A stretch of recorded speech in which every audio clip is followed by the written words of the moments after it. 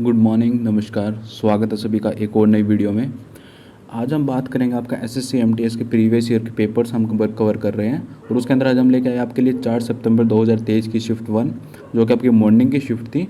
और इसके अंदर जितने भी आपके इंग्लिश के क्वेश्चंस आए थे वो सब हम इस वीडियो के अंदर कवर करेंगे, देखेंगे एग्ज़ाम कैसा आया था आपका, क्या एनालिसिस था आपके एग्ज़ाम्स का।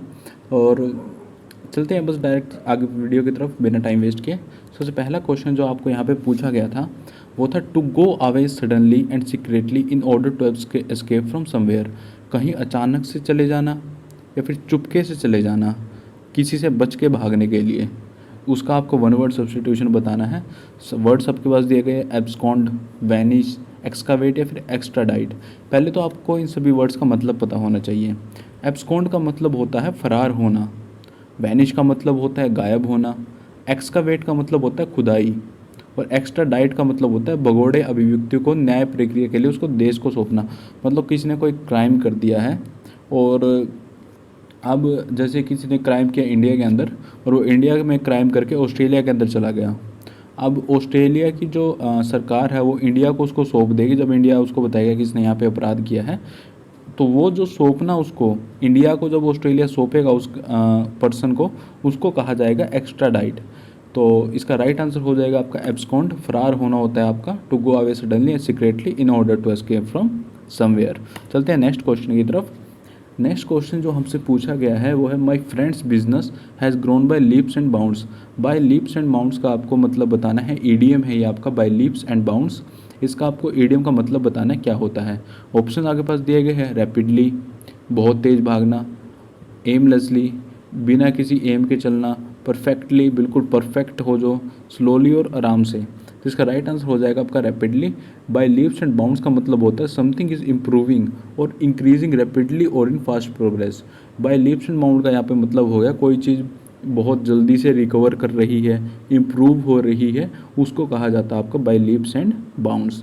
चलते हैं क्वेश्चन नंबर 3 की तरफ। क्वेश्चन नंबर 3 जो आपसे पूछा गया था वो था peer pressure is bound to effect most of us both positively and negatively. ये आपका एरर का क्वेश्चन था। आपको बताना है कि इसके अंदर एक सेकेंड हाँ, ये आपका एरर का क्वेश्चन था और आपको बताना है किस पार्ट के अंदर आपका एरर था। तो यहाँ पे जब आप देख पा रहे हो peer pressure is bound to effect most of us both positively and negatively. सबसे पहले तो आपको यहाँ पे इफेक्ट और अफेक्ट में डिफरेंस पता होना चाहिए। तो इफेक्ट होता है आपका नाउन जो कि रेफर करता है रिजल्ट और आउटकम ऑफ अ सिचुएशन। कोई रिजल्ट या फिर कैसा आउटकम आएगा वो आपका बताता है इफेक्ट। और अफेक्ट आपका बताता है मीन्स टू इन्फ्लुएंस और have an impact on something. Affect बताता है कि इसका क्या प्रभाव पड़ेगा। ये एक तरह की वर्ब होती है, ये बताती है क्या प्रभाव पड़ेगा। तो यहाँ पे इफेक्ट नहीं आएगा, अफेक्ट आएगा। तो ऑप्शन नंबर 2 हो जाएगा यहाँ पे आपका बिल्कुल करेक्ट आंसर। चलते हैं क्वेश्चन नंबर 4 की तरफ। क्वेश्चन नंबर 4 आपसे पूछा गया है पेकुलियर। पेकुलियर का सिनोनिम आपको बताना है। ऑप्शन आपके पास दिए गए हैं नीट, नॉर्मल, स्ट्रेंज या फिर जोवियल। तो ऑप्शंस के अकॉर्डिंग हम चलते हैं। सबसे पहले तो आपको पेकुलियर का मतलब पता होना चाहिए। पेकुलियर होता क्या है? पेकुलियर का मतलब होता है कोई चीज़ अजीब हो, स्ट्रेंज हो, उसको कहा जाता है आपका पेकुलियर। तो इसका राइट आंसर हो जाएगा आपका ऑप्शन नंबर 3 स्ट्रेंज। लेकिन उससे पहले आपको मतलब पता होना चाहिए। नीट का मतलब होता है बिल्कुल क्लीन, साफ सुथरा। नॉर्मल होता है बिल्कुल नॉर्मल जो आपका होता है। जोवियल होता है हैप्पी, खुशी। जोवियल का यहाँ पे क्या मतलब होता है? खुशी। तो ऑप्शन नंबर 3 हो जाएगा यहाँ पे आपका करेक्ट आंसर। चलते हैं हम क्वेश्चन नंबर 5 की तरफ। क्वेश्चन नंबर 5 आपसे पूछा गया है select the sentence that has no spelling error. हमें वो सेंटेंस को चूज़ करना है जिसके अंदर कोई भी स्पेलिंग एरर नहीं है। शुरू से स्टार्टिंग करते हैं। द टीचर, टीचर की स्पेलिंग बिल्कुल सही है। इम्प्रेस्ड की बिल्कुल सही है। स्टूडेंट्स, इनसाइटफुल, इनसाइटफुल की स्पेलिंग यहाँ पे बिल्कुल गलत हो जाएगी आपकी। तो ऑप्शन नंबर 1 को हम यहाँ पे एलिमिनेट कर सकते हैं। ऐसे ही जब हम देखेंगे तो ऑप्शन नंबर 2 के अंदर आपकी कोई भी स्पेलिंग मिस्टेक नहीं है। तो ऑप्शन नंबर 2 हो जाएगा आपका बिल्कुल करेक्ट आंसर। ऑप्शन नंबर 3 में देख लेते हैं। ऑप्शन नंबर 3 में आपका द टीचर वॉज इम्प्रेस्ड की स्पेलिंग बिल्कुल गलत है। तो ऑप्शन नंबर 3 आपका एलिमिनेट हो गया। और 4th के अंदर देखते हैं impressed with the student insightful analysis of the novel which demonstrated की स्पेलिंग यहाँ पे बिल्कुल गलत है। तो ऑप्शन नंबर 4 भी आपका यहाँ पे एलिमिनेट हो जाएगा। तो ऑप्शन नंबर 2 आएगा यहाँ पे आपका करेक्ट आंसर। चलते हैं हम क्वेश्चन नंबर 6 की तरफ। क्वेश्चन नंबर 6 आपसे पूछा गया है सेम आपको इनकरेक्टली स्पेल्ड वर्ड को चूज़ करना है।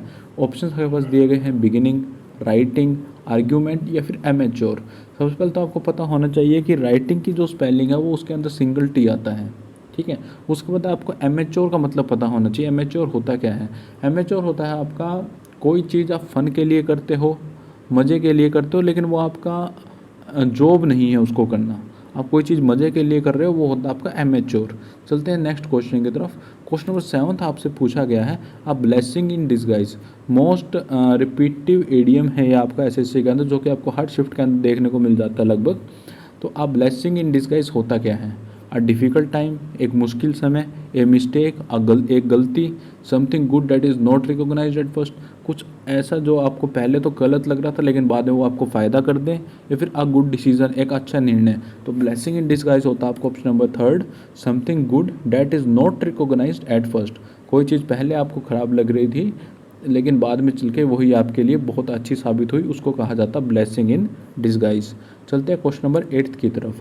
क्वेश्चन नंबर 8 आपका एरर से उठाया गया है और इसके अंदर आपको दिया गया है, AI fiction is a constantly evolving genre that give us an peek into the potential upsides and downsides of intelligent machine. तो यहाँ पे बहुत ही ईजी एरर है जिसको आप बहुत ही ईजिली ढूंढ सकते हो।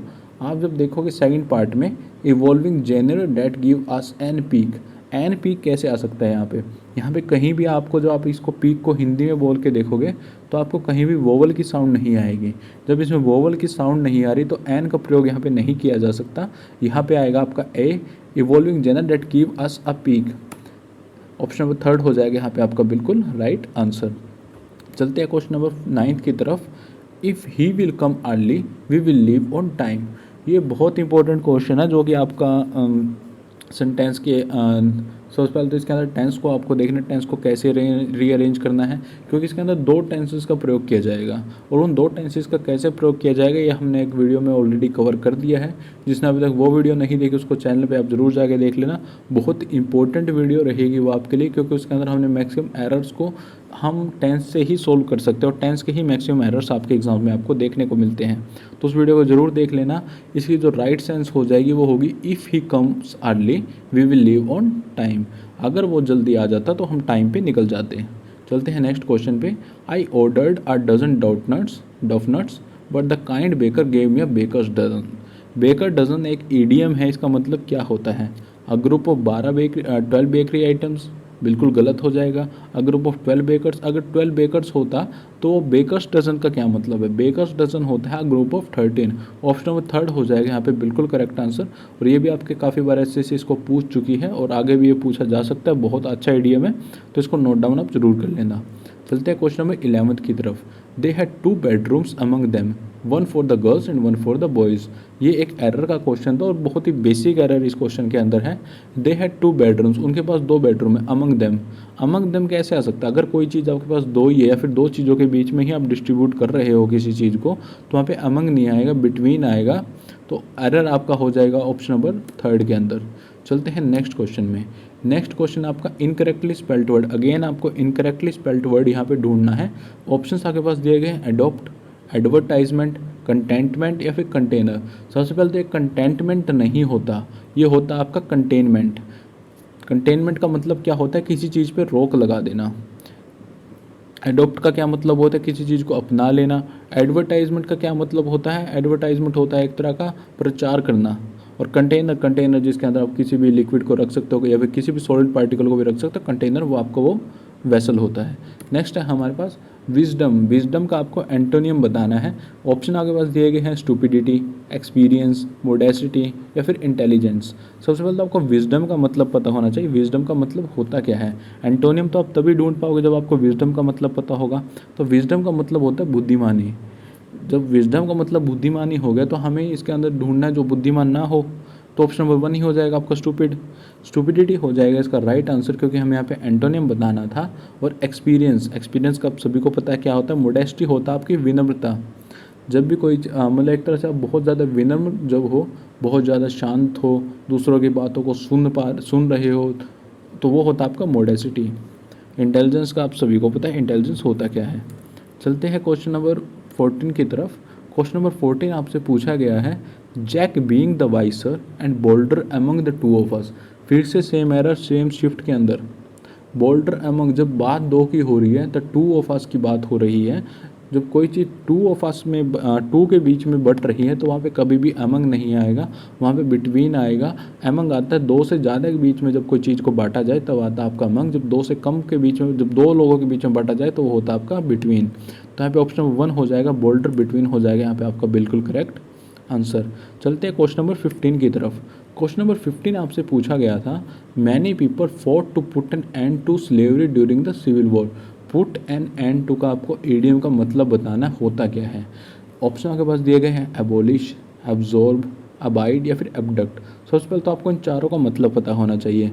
एबोलिश का मतलब होता है किसी चीज़ को जड़ से ख़त्म कर देना, समाप्त कर देना, वो होता है आपका एबोलिश।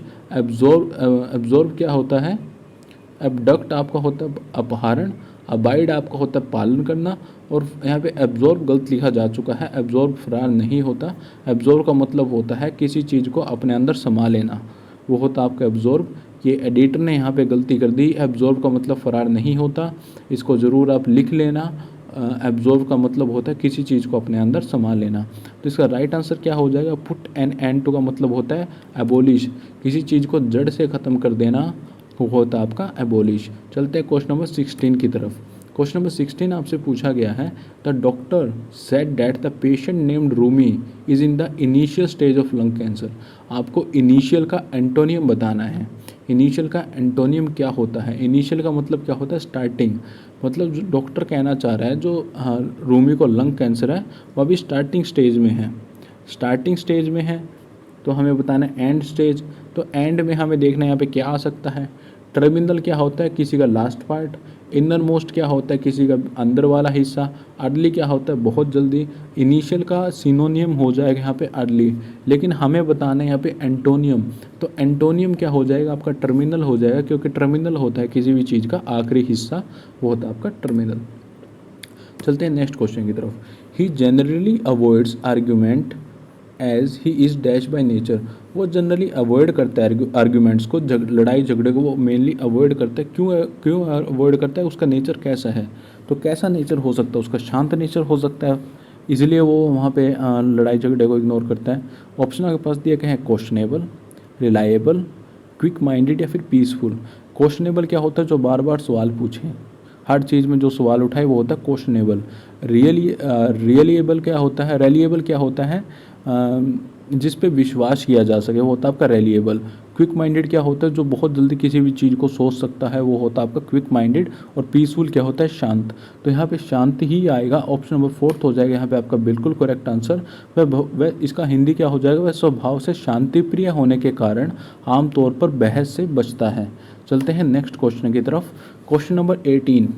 क्वेश्चन नंबर 18 आपसे पूछा गया था, the pandemic has challenged education systems to ensure learning continuity sustainably increasing the demands placed on teachers. तो यहाँ पे आपको इसको सब्सटीट्यूट करना है, education systems to ensure learning. Option आपके पास दिए गए, education system to ensure learning, education system for ensure learning, या फिर education systems in ensure learning. तो यहाँ पे इसका नो सब्सटीट्यूशन रिक्वायर्ड आंसर आपका आंसर की के अंदर दिया गया था। तो ऑप्शन नंबर 4 हो जाएगा आपका यहाँ पे बिल्कुल करेक्ट आंसर। चलते हैं नेक्स्ट क्वेश्चन की तरफ। We broke the traffic rules, sorry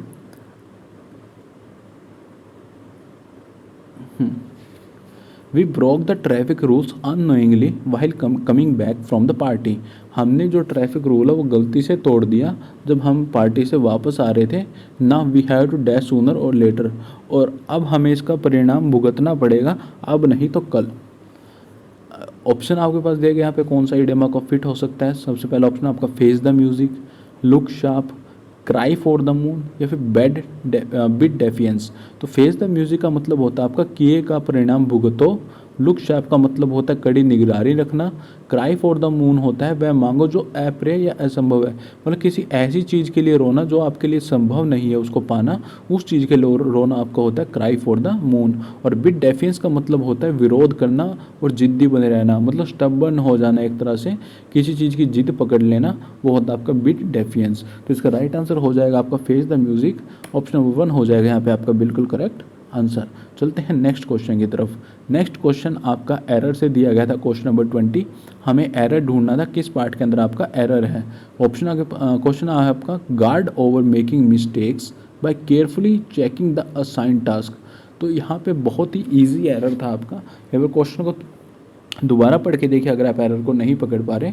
guard over making mistakes by carefully checking the assign task. तो यहाँ पे आपका राइट आंसर हो जाएगा गार्ड ओवर नहीं होता, गार्ड अगेंस्ट होता है। Guard against making mistakes by carefully checking the assign task. तो ऑप्शन नंबर 1 के अंदर हो जाएगा यहाँ पे आपका एरर। चलते हैं नेक्स्ट क्वेश्चन की तरफ। नेक्स्ट आपको एक पैराग्राफ दिया गया था, एक पैसेज दिया गया था, उसके अंदर आपको ब्लैंक्स को फिल करना था। डैश यूनिवर्सिटी और college degree has long been the traditional hallmark of a dash candidate in the professional arena while it historically provided the most widely accepted standard of qualification and skill for professionals. Many companies today dash their hiring process and considering a broader list of criteria to judge a candidate's ability. Organizations are reducing their reliance on college degrees as a sole marker of competence and instead placing greater emphasis dash the practical skills candidates have acquired through work experience. This shift in hiring is of particular relevance to India, which has the dash youth population in the world. तो हम options पे चलते हैं, direct आपके questions पे चलते हैं। Question first आपको दिया गया है डैश यूनिवर्सिटी और college degree has long been the traditional hallmark. तो यूनिवर्सिटी के साथ आपको आर्टिकल फिल करना है द, डैट, ए या फिर एन। अब आप सभी को पता है यूनिवर्सिटी आपको दिया गया है, यू से इसकी स्टार्टिंग हो रही है, तो यहाँ पे आपको एन के साथ नहीं जाना। बहुत से स्टूडेंट यहाँ पे डायरेक्ट यूनिवर्सिटी देखते यू देखते ही एन के साथ चले जाएंगे, क्योंकि यहाँ पे ए ई आई ओ यू मतलब आपकी वोवल्स की साउंड आ रही है, लेकिन यहाँ पे साउंड नहीं आ रही, सिर्फ आपको वोवल लिखा हुआ दिख रहा है। हमें साउंड पता करनी है। हिंदी के अंदर हम इनको देखते हैं ए आ ई ऊ। तो ये जो आपके स्वर होते हैं, अगर वहाँ पे स्वर की साउंड आती है तो आपका एन आएगा, लेकिन अगर वहाँ पे व्यंजन की साउंड आ रही है तो वहाँ पे क्या आएगा आपका ए। जब हम यूनिवर्सिटी की बात कर रहे हैं तो यू यह की बात वहाँ पे हो रही है, तो जब यह की बात वहाँ पे हो रही है तो वहाँ पे ए यूनिवर्सिटी आएगा, एन यूनिवर्सिटी आपका नहीं आएगा। क्वेश्चन नंबर 21 का आपको ऑप्शन नंबर 3 हो जाएगा, बिल्कुल आपका करेक्ट आंसर। चलते हैं नेक्स्ट क्वेश्चन की तरफ। अ यूनिवर्सिटी और college degree has long been the traditional mark of a dash candidate in the professional era. तो इसका ऑप्शन आपके पास दिया गया वॉज क्वालिफाई, क्वालिफाई, क्वालिफिकेशन या फिर क्वालिफाइड। यहाँ पे इसका क्वालिफाइड हो जाएगा। यूनिवर्सिटी और college degree has long been the traditional mark of a qualified candidate in the professional arena. चलते हैं नेक्स्ट क्वेश्चन की तरफ। While it historically provided the most widely accepted standard of qualification and skill for professionals, many companies today dash their hiring process. बहुत सी company क्या कर रही है, change कर रही है। तो was changed, was changing, changing या फिर are changing. Many companies today, आज की बात हो रही है तो प्रेजेंट में जाएगा, प्रेजेंट कॉन्टिन्यूस के अंदर जाएगा, और प्रेजेंट कॉन्टिन्यूस में is am are plus verb की first form plus I N G लगता है, तो यहाँ पे आर चेंजिंग हो जाएगा आपका बिल्कुल करेक्ट आंसर। चलते हैं क्वेश्चन नंबर 24 की तरफ। Organisations are reducing their reliance on college degrees as a sole marker of competence, instead placing greater emphasis. Option आपके पास दिए गए हैं अबाउट, फॉर, विद या फिर ऑन। तो इसका राइट आंसर हो जाएगा ऑन आएगा आपका यहाँ पे। क्वेश्चन नंबर 24 का फोर्थ आंसर आपका हो जाएगा। चलते हैं क्वेश्चन नंबर 25 की तरफ। This shift in hiring is of particular relevance to India which has the dash youth population in the world. यहाँ पे आपको बताना है लार्जेस्ट, लॉन्गेस्ट, बिगेस्ट या फिर मोस्ट बिगेस्ट। मोस्ट बिगेस्ट तो आपका नहीं हो सकता, क्योंकि दो सुपरलेटिव डिग्री कभी भी एक साथ नहीं आ सकती। मोस्ट भी आपकी सुपरलेटिव डिग्री और बिगेस्ट भी सुपरलेटिव डिग्री है, लेकिन यहाँ पे सुपरलेटिव डिग्री ही आपको फिल करनी है। अब आपको बताना है लार्जेस्ट आएगा, लॉन्गेस्ट आएगा, फिर बिगेस्ट आएगा। तो यहाँ पे आएगा आपका लार्जेस्ट यूथ पॉपुलेशन है हमारी इंडिया की, तो यहाँ पे वर्स्ट आ जाएगा आपका बिल्कुल राइट आंसर। ये थी आपकी आज की वीडियो। जो नेक्स्ट वीडियो वो आएगी 4 सितंबर 2023 शिफ्ट 2 की। इंग्लिश का जो आपका पेपर हुआ था वो हम नेक्स्ट वीडियो के अंदर कवर करेंगे। वीडियो देखने के लिए आपका बहुत बहुत धन्यवाद। अगर आपको और भी ऐसे पेपर एनालिसिस देखने हैं तो आप चैनल को सब्सक्राइब कर लेना, और अगर आप अभी तक हमारे टेलीग्राम पे नहीं ज्वाइन किए हो तो टेलीग्राम को जरूर ज्वाइन कर लेना, क्योंकि वहाँ पे क्विज़ और study material time to time आपको मिलता रहता है। मिलते हैं बहुत जल्द नेक्स्ट वीडियो के साथ, तब तक के लिए जय हिंद जय भारत।